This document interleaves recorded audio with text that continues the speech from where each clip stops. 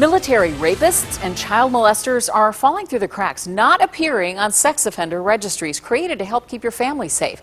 It's an investigation that has already prompted a multi-state manhunt. National investigative correspondent Mark Greenblatt exposes military sex offenders flying under the radar in part 2 of our investigation. My blood turned absolutely cold. This Wisconsin mother remains haunted by the crimes of this man, Matthew S. Carr. I've never felt such danger, such helplessness as a mom. Posing as a gynecologist assistant in the Air Force, Carr met her daughter on the internet in 2010. A mother's intuition led her to check for sex offenses online. And what did you find?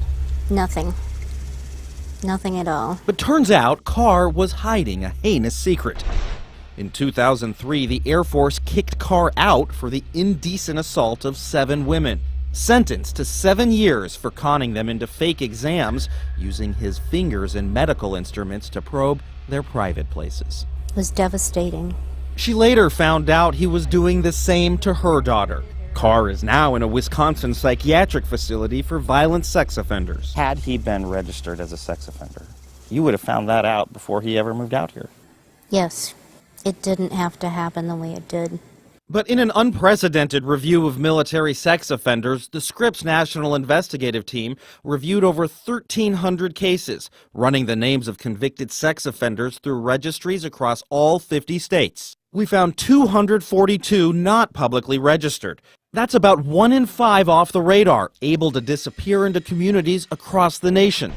Remember Matt Carr? We could have stopped all that from happening. Police in Wisconsin point to a breakdown in New York, where Carr was first discharged. There, the military's indecent assault only amounts to a misdemeanor, no matter how many victims or the seriousness of the crime. Carr was not required to register, allowing him to move undetected to Wisconsin. And now he's re-victimized people outside in the civilian world when he didn't need to.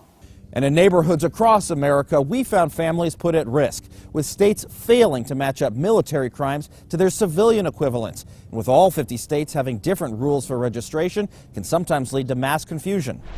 Derek Costan got kicked out of the Marines and sentenced to 5 years after having 3 12-year-old babysitters walk on his nude body, rubbing their feet against his genitals. Today, Costan lists his address here, just 15 doors down from a school. But Arizona officials say his military conviction for conduct unbecoming an officer is not a registerable offense here. Take the case of Wagner Decosta, kicked out of the Army after he broke in and raped a female soldier. He never registered, and his military conviction only came to light after he sexually assaulted an 18-year-old in West Virginia. This has to be fixed.